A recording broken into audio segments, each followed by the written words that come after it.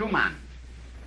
In the movie, Schumann was Paul Hendred, Clara Schumann was Katharine Hepburn, Brahms was Robert Walker, Liszt was George Sanders, and so on down the line. The movie itself took 2.5 hours. My takeoff of it takes until the square dance.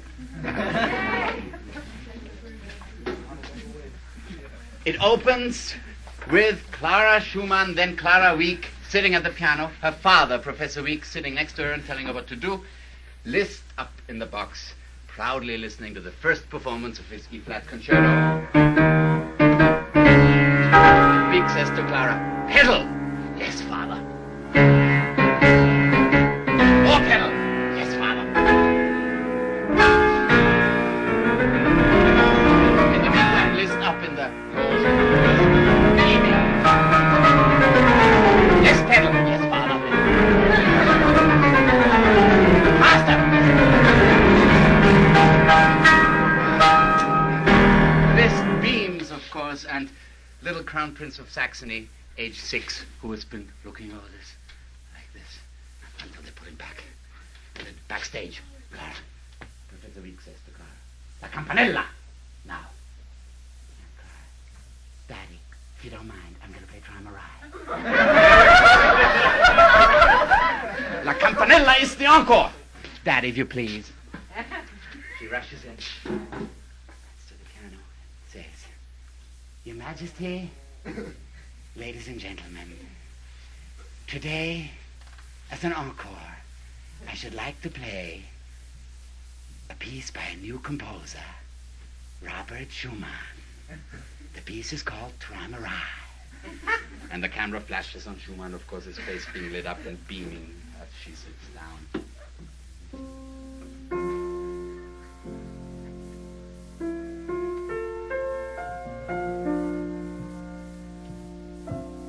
Again going on Schumann as he beams more and more.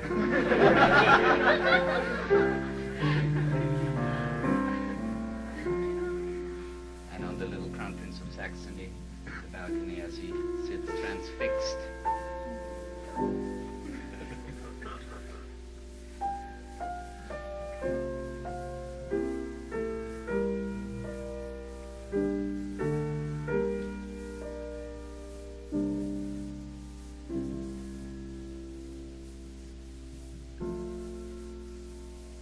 Quiet but very warm applause, and immediately Schumann backstage. "Oh, Clara, it was magnificent. Robert, how did it sound?" "Oh, it was beautiful, Clara." "Did it sound all right, Robert?" "But the way you imagined it, or more beautiful than I imagined it. It was magnificent, thank you very much." Interrupted by Wieck. "How dare you? You disgraced His Majesty. You insulted the audience, and you disgraced yourself. How dare you? And Mr. Schumann, I want to have a word with you." At that moment they get interrupted, make way for the Majesty, the King, and the little Crown Prince comes and looks and says, "Miss Wieck, we have, and he forgets his line, listened. We have listened to your performance with great interest," and bows, and turns around, and he goes back, and Miss Wieck, that last piece you played, it was so beautiful. And by that time, the people in the movie audience start having tears in their eyes, but Professor Wieck will have none of it, and he said, "Mr. Schumann, I want to have a word with you.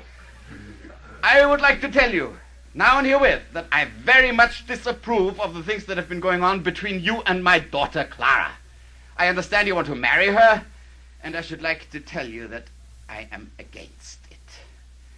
She should not marry a man in her profession, and if she does, she should marry a man of talent." And Schumann, "But Professor Wieck, this is not fair. I have studied with you, I have lived in your house. You have lived in my house and you've intrigued behind my back." But Professor Wieck, I really don't know what to say. And what have you ever done for her?" Schumann says. "What have you ever done to her? You've kept her like your own private little gold mine and exploiting her. I've done nothing for her." "Mr. Schumann, there are laws, and I will take advantage of those laws." Fade out. "Your worship, I love him. I love him proudly and humbly and with all my heart. Please, your worship, give us permission to live together under the same sky. At that moment, the judge is beginning to have tears in his eyes.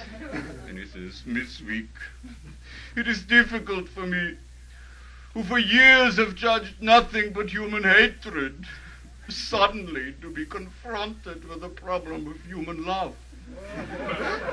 Your father, whatever his shortcomings may be, has proved himself an excellent guardian to you.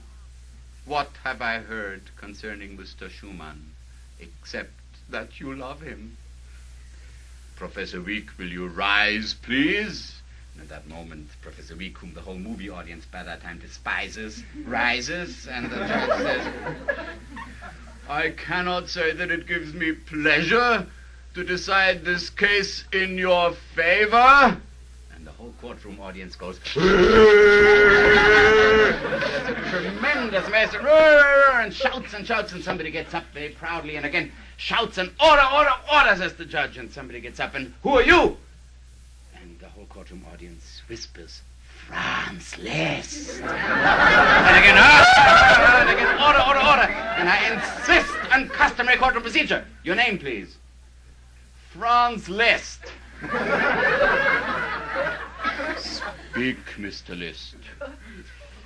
I think that the question of Mr. Schumann's talents ought to be investigated just a little bit further than it has been in this court so far this morning. Of course, I do not know how Professor Week estimates my judgment, or my talent, for that matter. Order!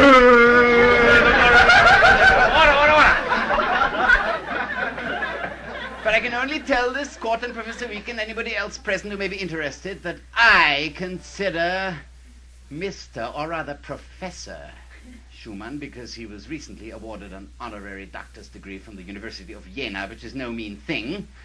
To repeat, I consider Professor Schumann not only promising, but of the highest ability, not to say genius. I was present the other night when Miss Week played one of Mr. Schumann's latest compositions. The composition may not have pleased Professor Week, but I can testify that it greatly pleased His Majesty the King, and who are we to contest His Majesty's tastes? Fade out. For better or for worse, for richer or for poorer, in sickness and in health, until death do us part. Fade out, and they walk up to the Schumann apartment. Robert, I love climbing stairs. Is it here? No. Oh, I love climbing stairs. Is it here, Robert? It's lovely. No. Some Schumann hands. Is it here? Finally, it's there. Unpack the suitcases. Clara comes with a diary. Robert, it's my diary. It's I. It's you. It's you and I together. It's what I am, and what I say, what I think, what I feel, and what I do. It's what you are, and what you say, and what you feel, and what you think, and what you do. It's you, it's I. It's you and I. My wedding present. Goes to the piano. There's a poem by Rückert. I have set it to music for you.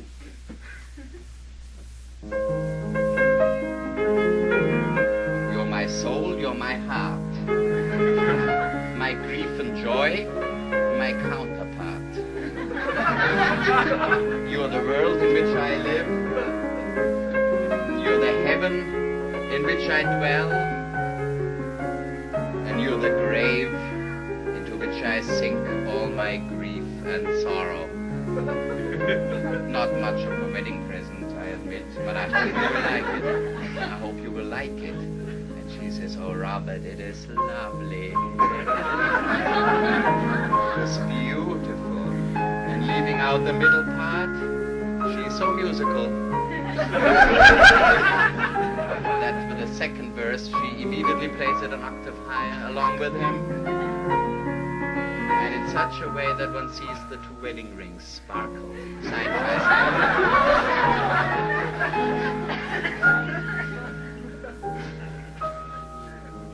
And the postlude, which of course she doesn't know yet because she hasn't heard it yet, she lets him play by himself and turns to him again and says, "Oh, Robert, it is beautiful."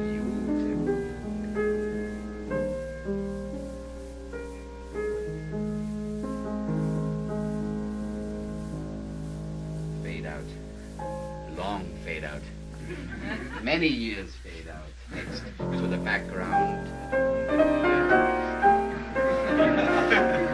A then very young man starts walking towards the Schumann house like this. Everybody recognizes him from the back. It's Robert Walker.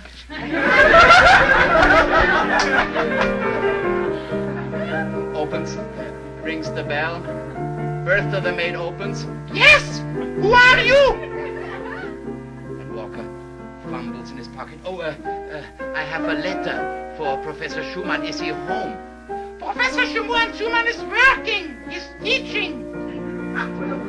"But come in."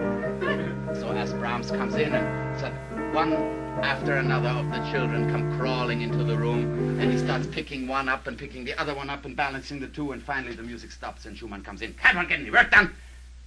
And he sees Brahms. "And who are you?" And one baby down here and one baby down the place and says, I have a letter. "From whom?" Joachim. "Joachim. How is Joachim?" "Well, he was fine. He was fine when I left him." So Schumann reads the letter. "Oh, young composer." "Yes," says Brahms. "Would you like to play something?" "Yes," says Brahms. Goes to the piano as Schumann leans benevolently over the piano. "I just wrote it. It's a rhapsody."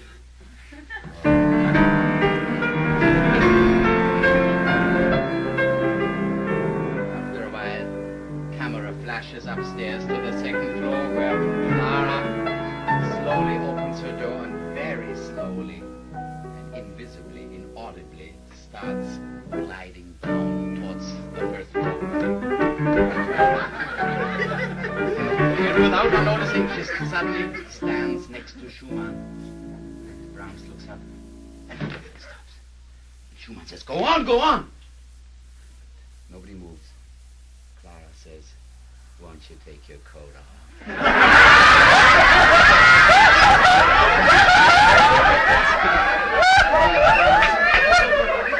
While Brahms takes his coat off. "Robert, who is he?" "Oh, young composer." "Robert, who is he?" "Oh, Joachim sent him." "Robert, who is he?" "Oh, Brahms. Johannes Brahms." In the meantime, Brahms is back with his coat off and continues right where he left off, only in the other key.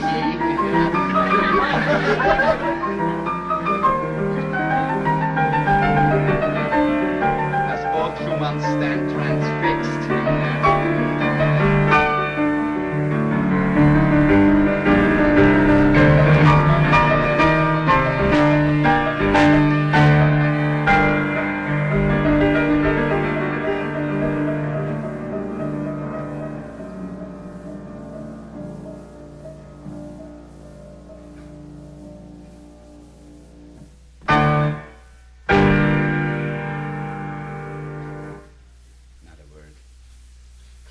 Over and kisses him on the cheek. And Schumann says, "But this is magnificent. What do you want to study with me for?" And Brahms says, "But Professor Schumann, you're kidding." "This is wonderful. This is original. This is new. This is masterful. This is like nothing I've ever heard. I repeat, why do you want to study with me? Why do you want to study with anybody?" "Oh, Professor Schumann, ever since I was young, ever since I could walk, ever since I could hear and see, music was always my idol. You were my idol. Nothing would make me happier than to be able to study with you." "Well," says Schumann, "Johannes, this is a big house. Come and stay with us. And everything is fine. First names, Robert, Johannes, and the New Year's Eve party is right then." And Brahms immediately does his first good deed by not killing the chicken which hadn't been killed when Bertha the maid walks out, because Schumann had yelled at Bertha and she said, "This man said I don't work hard enough." She said, and she was with her hat on and she walks out and the chicken isn't killed and this is all very bad. And Brahms says, "Ladies and gentlemen, I walked past a poultry shop and there were some geese and they were dead, and hooray!" So Brahms got the geese and immediately he has completely musically and otherwise established himself in the Schumann household. So that night, big party, New Year's Eve party, and they put lead into boiling water and make figures come out. And Brahms is the new guest. "Johannes, you go first." And Johannes puts the lead in the boiling water and fishes it out, and out comes something which somebody identifies as a crown. And Brahms said, "Well, I wouldn't make a very good king, I'm afraid." Oh, and everybody applauds. And "Clara, you come next." And Clara puts the lead in, and out comes what somebody identifies as a cradle. And at that moment, according to Hollywood, she already had 7 children. So she said, "Oh, Mrs. McAllister, please, not that." And then, "Robert, you are next." And Robert goes, and he says, "Big symphony orchestra, all my works performed, abracadabra." And he fishes it out, and somebody says, "It's a coffin." And that's how everybody goes. And Clara says, no, Robert. It's a money box. We'll be rich, Robert. But the atmosphere is already bad, so Clara says, "Johannes, why don't you play?" So Johannes goes to the next room where there is a big piano.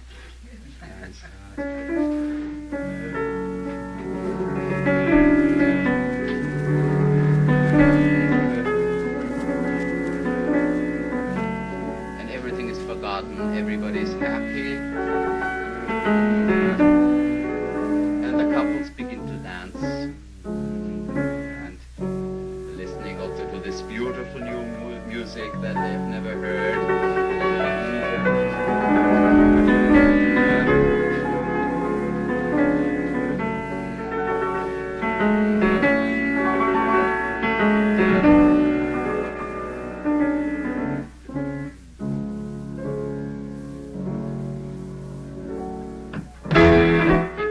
Them, they laugh for a moment, but then they suddenly get together again and dance faster.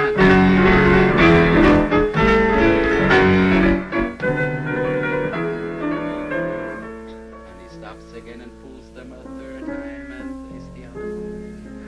And they dance more slowly again, and everybody's in heaven and looks very happy, until suddenly, as one watches Schumann's face, one hears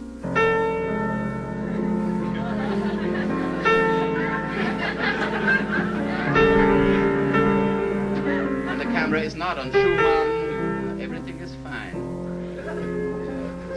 This lovely old couple that is dancing together and having a wonderful time. And Clara is dancing with one of her guests and having a wonderful time. Suddenly one sees Schumann. His face is pain-stricken. Again the camera flashes to somebody else. There's an old man standing next to Schumann. And Schumann asks him, "Is there anything wrong with the piano?" And the old man, bliss in his face, says, "Oh, but nothing at all. Nothing at all. It is beautiful. I've never heard it sound so beautiful." Finally, Clara comes over to Schumann and takes him by the arm and invites him to dance. And Schumann says, "Thank you, Clara." And Schumann, Clara, not really knowing anything, says, "Thank you, Robert." And there is a sad fade out because one knows that trouble is ahead. A few days later, Clara comes into Schumann's studio, and it's all dark but for a candle, and he's just sitting like this and not doing anything. "Robert, do you have a headache?" "Yes." "Is it the same headache you had last week?" "What do you keep calling it this? I get a headache. It goes away. I get another headache. What do you keep calling it the same headache for? Sit down, Robert. I want to talk to you. I bumped into the manager, Hansliger, the other day, and he talked me into giving concerts again. Oh, it'll be such fun. And I'll play your carnival if I may. Of course, I don't even know if I can play anymore. But if I can, it'll be so nice, and maybe you come to some of them, you don't come to others, and we go on trips, and we buy nice things. Oh, it'll be so wonderful, Robert. Stop, says Robert. Don't treat me like a child. You did not bump into the manager, Hansliger. You looked him up. You looked him up because you want to play, because you want to pay for my bills, because you think I cannot work anymore. But Robert, Robert, this is not true. This is not true. I know you're working on something big now, and you should not be disturbed. You're working on the Faust. Stop treating me like a child. I'm grown up. So, let me sit down again. I want to talk to you. Don't forget. There's a great difference between you and me.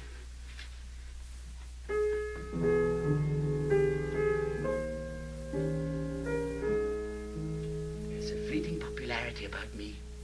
I go from place to place, from city to city, from country to country.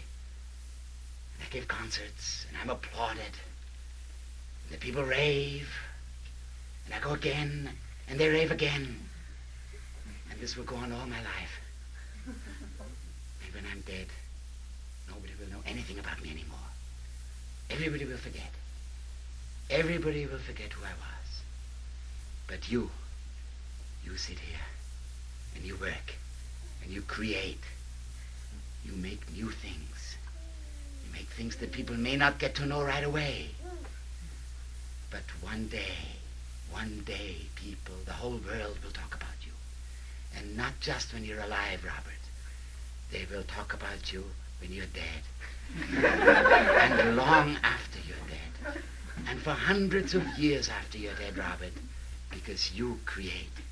You create beautiful things. You create things that the angels will be proud to sing. Fade out. And this time Robert is proudly up in the balcony. First performance of the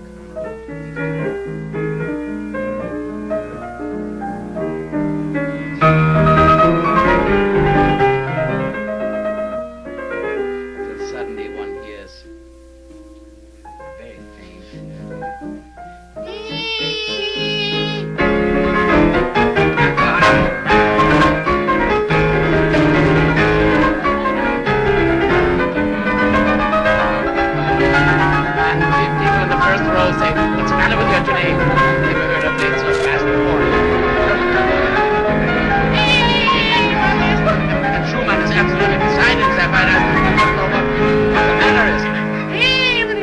Suddenly he gets out his watch and he sees feeding time, and he smiles benignantly while Clara is already out off the stage, and one knows at this moment she's feeding the baby, and the tiny little fade out, and then the manager, Mr. Hansliger, with a big cigar in his mouth, Miss Week goes backstage. Mrs. Schumann, if you please.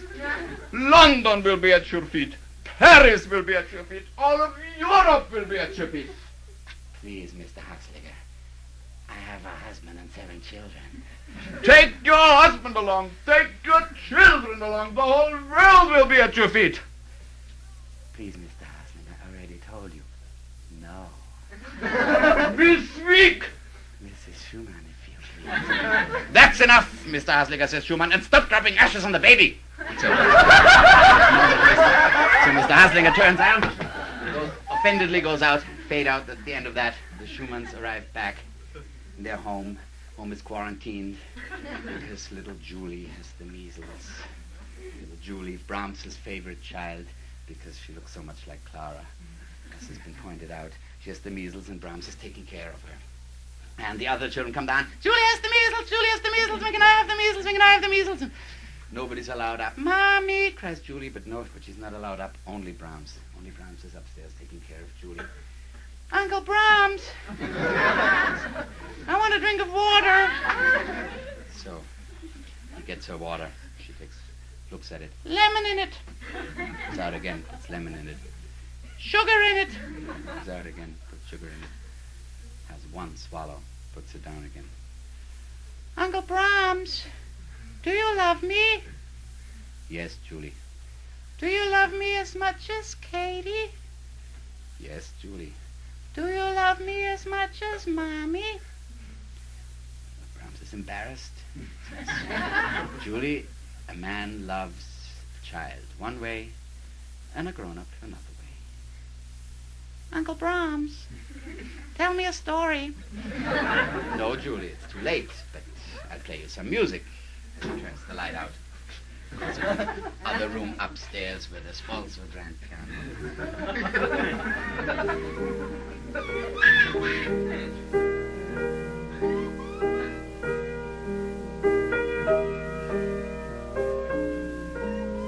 Uncle Brahms.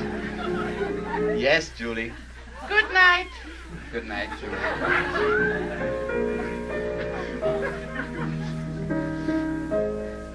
Slowly the camera moves downstairs where Schumann is. Again, pain-stricken face, but admiringly listening to the new sounds. Outside his studio. One day fade out. Next day, Dr. Hoffman comes to visit Clara. And they're in the yard and all the children are playing and Julie's fine again. And Julie, come here, and she's playing and you stick your tongue out. Ah, she goes, and everything is fine. As Dr. Hoffman is sitting, he steps with Clara. Your husband, isn't it? Always at work, always at work.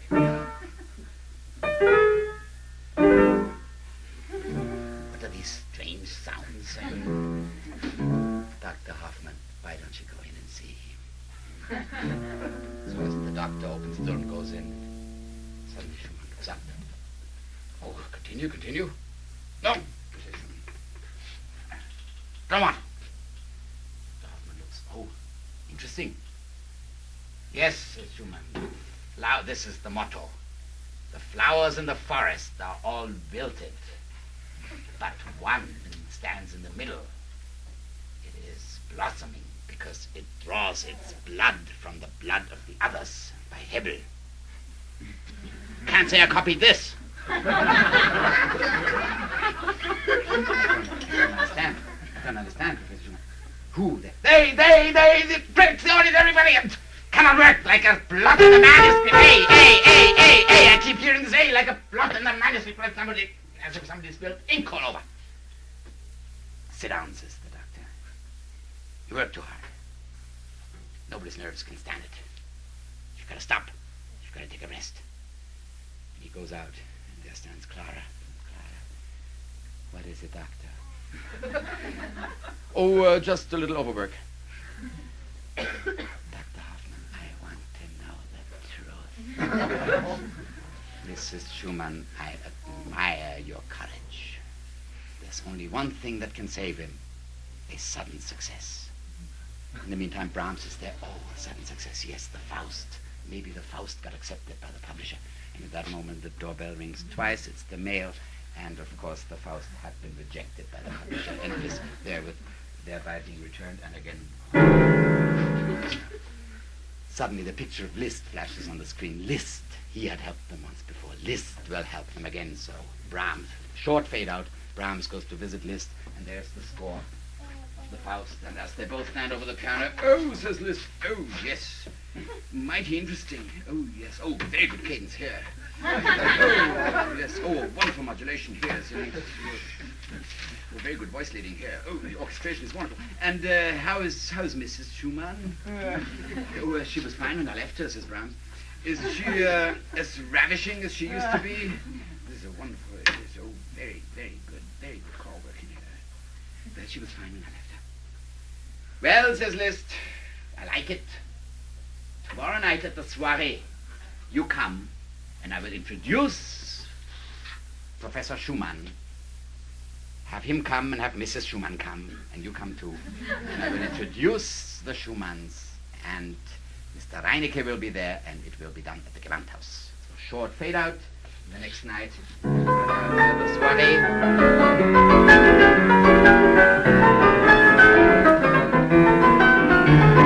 Reinecke sits in a box, and he says to his neighbor,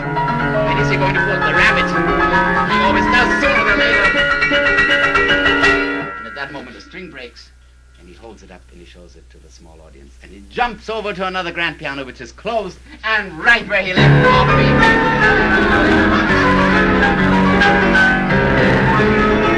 continues. And the pretty young girl says to Ryan again, "There is your rabbit." So everybody's in a very good mood. Until this ends, this unending applause, which Liszt has to stop with his hands. Says, "Ladies and gentlemen, tonight as an encore, I should like to play, paraphrase by myself, of a song called Dedication by my esteemed colleague, Professor Robert Schumann." He applauds.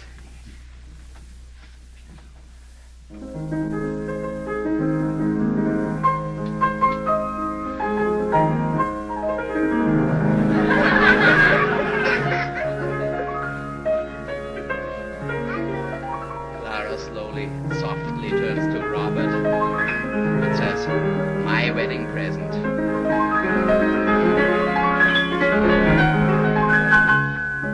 Brahms looks disgusted.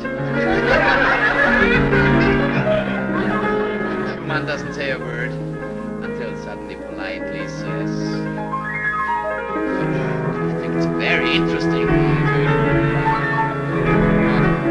Clara again. Dedication to love? Or dedication to pyrotechnics?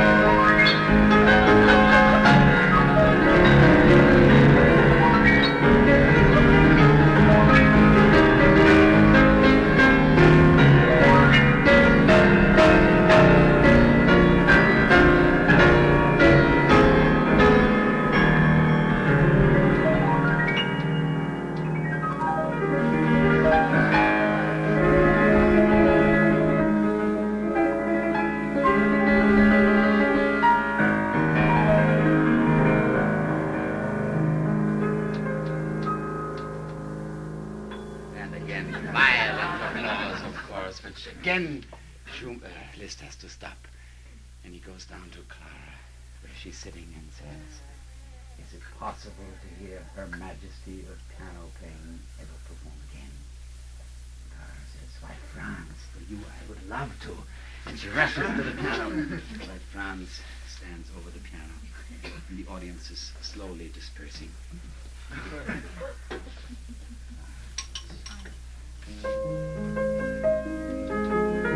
I wish I had the power, Franz, to translate simplicity into such stupendous experience. But there are times, Franz, when things seem to defy such translation.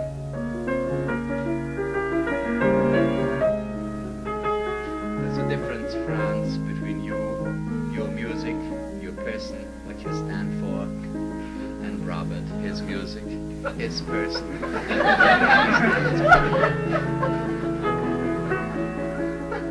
The little things, Franz, the little things. The simple things. Love, Franz, love, pure and simple and unadorned, and coming from the heart and only the heart. Not furs and diamonds and jewels and crowds and glory and triumphs and riches. No, Franz, not all these things are the ones that matter, but love, pure and simple, coming from the heart, and the heart alone.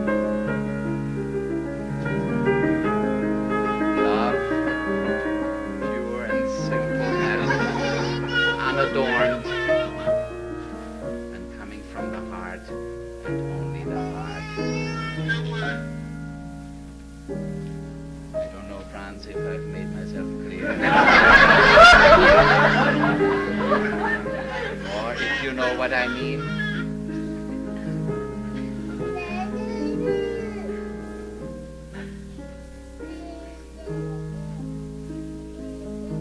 And walks over and kisses him on the cheek and says, or do you know what I mean? Liszt stands, doesn't know what to say, but in the meantime Reinecke came and says, how dare she, as she has disappeared, how dare she insult you like this? And Liszt says, he was going to be noble from the beginning until the end. He says, I always find myself mixing with greater things than myself. This Professor Schumann is a great composer, and his Faust is a must at the Gewandhaus in Enchanté, and there's a fade out, and that is it. Obviously, the Schumanns are saved, and there is a long fade out, rather long. Background music. As Clara comes home, she sees Bertha crying. She says, Bertha, what's the matter? It's Mr. Brahms! He's leaving! Clara rushes upstairs and goes into Brahms' room. Brahms had just put his shirts into his suitcase. So Clara takes the shirts and quietly puts them back into the drawer. Says, Johannes, are you mad? What's the matter? And Brahms, without saying a word, takes the shirts again and puts them back into the suitcase. Bertha tells me you're leaving, says Clara, as she puts the shirts back into the drawer. This is not possible. Why? Got to go, Clara, says Johannes, as he puts the shirts back into the suitcase. Oh, I know what it is, says Clara. You can't work here, isn't it? The children are making so much noise, as she puts the shirts back into the drawer. Brahms quietly shakes his head, puts the shirts back into the suitcase, and goes, it's not that. I don't know if I'll be able to work without them. Oh, I know what it is, says Clara, as she puts the shirts back into the drawer. It's something that Robert has said about your appearance, isn't it? But you must admit that you do look rather sloppy once in a while. No, if it were only that, says Johannes, as he puts the shirts back into the drawer, into the suitcase. It's not that. I've got to go. Well, then.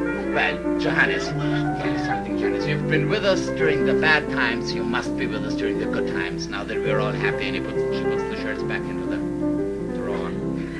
And as she stands at the drawer, says, you must, Johannes. There's just nothing you can do. You must stay here.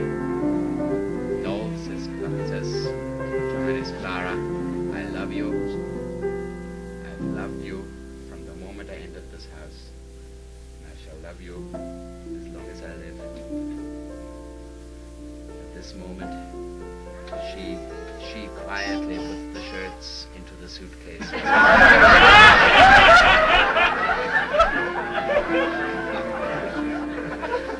Sadly, goes down where Schumann is just composing this. And as she opens the door and the music becomes loud, of course she just sits down. Schumann has his back to her.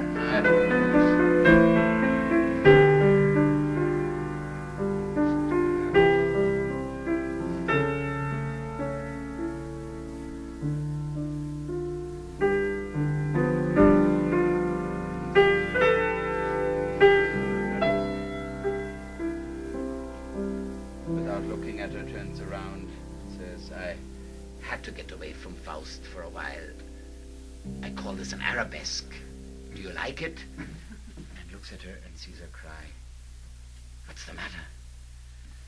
Johannes is leaving. Of course. He's in love with you, of course. Robert, how did you know? Well, how could I not know? You walk around the house innocent and beautiful and like an angel, and you wonder why people fall in love with you. But Robert, what shall we do? Oh, shoot him. Poison him. Bury him under the ground. Oh, Robert, please. He's a man of talent. He will find his way. You don't have to worry. Fade out. And then comes a horrible scene where finally the performance of the Faust goes on, and every chorus is singing, the Gewandhaus orchestra is playing, and It's a dreadful scene during which suddenly, while Schumann is conducting himself, one hears the A and he has to stop conducting and the concertmaster has to help him off the podium. And Reinecke is backstage with Clara and they both had been beaming before, and as soon as this happens, they sadly go off and everybody's extremely sad, and one knows it is practically the end of Schumann, at least the end of Schumann as one knew him. And then there's a long fade out, and the next scene is in the asylum, and Clara is visiting, and the doctor receives her, and how is Robert today? Well, Mrs. Schumann, there are good days and there are bad days. And today, doctor? Today happens to be a good day.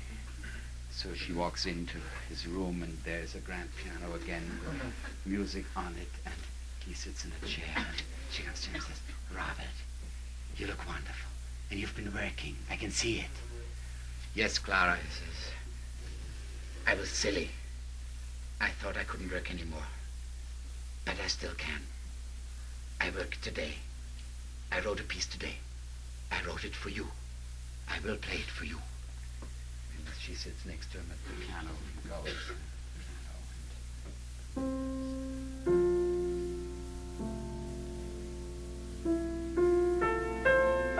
Of course, the tears start rolling down her cheeks.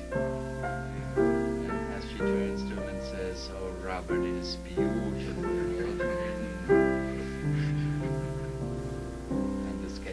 Long fade out, and one knows this is the end of Schumann. It's a long, long, long fade out until much, much, much later. Again, Robert Walker, that one knows from the back, is walking towards the Schumann house. Only this time a little bit older, and he rings the bell. And again, Bertha is answering the doorbell, and Mr. Brahms, after such a long time. Where is Mrs. Schumann? Mrs. Schumann has not come down since Professor Schumann died. Let me go up, says Brahms, and he rushes upstairs and he goes into the room where her piano was, and the curtains are drawn, and tries to open the piano, which thank God is locked, and the curtains are drawn, and rips open the curtains, and after a few minutes Clara comes in. Oh, Johannes, I'm so glad to see you. Clara, says Johannes, tonight in Cologne they're doing the first symphony that I was ever fool on enough to try. Will you come? Oh, Johannes, no, I can't. You know, it's a long trip, and I haven't been out of the house since Robert died. Clara, I want to talk to you. You're living your life wrong. You're looking into the past, and you're not looking into the future, not even into the present. This is wrong. You're shutting yourself up from the world. You're closing the piano. You're drawing the curtains. You're not playing music. You're not going out. You're not enjoying yourself. You're living only in the past. And you do nobody any good. Johannes, she says, did you buy your brutality at the same store as you bought your new clothes? No,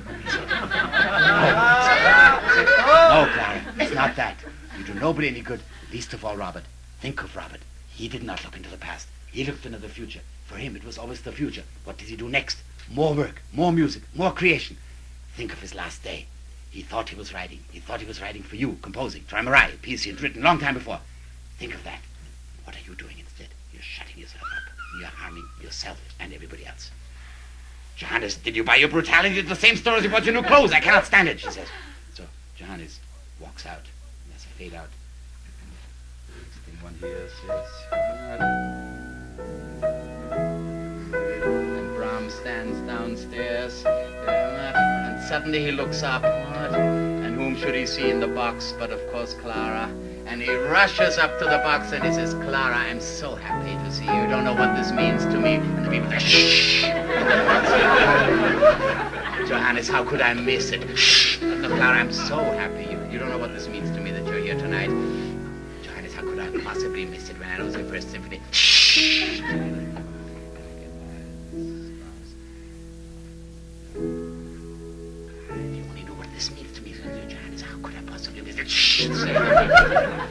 So Brahms suddenly says, I am hungry, and takes her by the arm and walks out.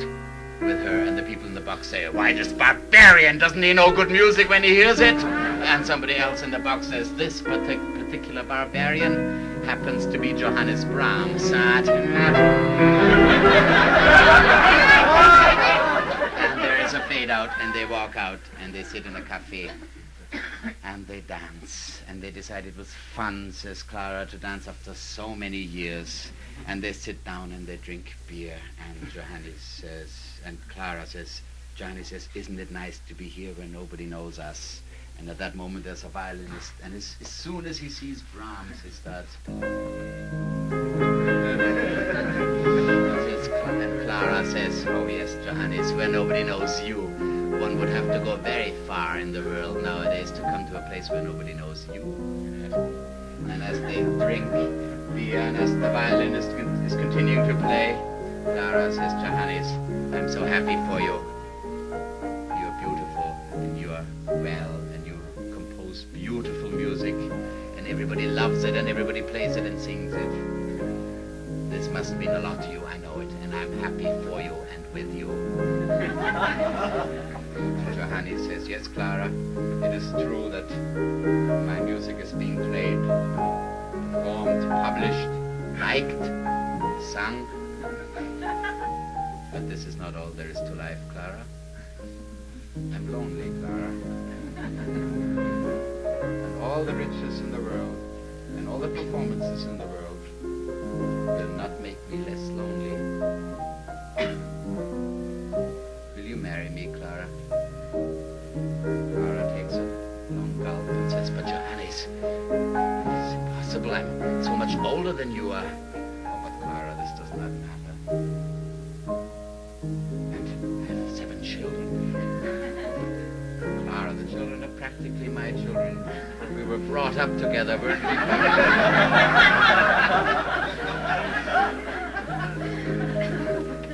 Clara just continues to cry and drink, shake her head and say, "Robert, I cannot see how." Johannes says, "Listen, Clara, I can continue to live the way I live now, writing music and being liked by the whole world. And you can continue to live the way you live now, shutting yourself up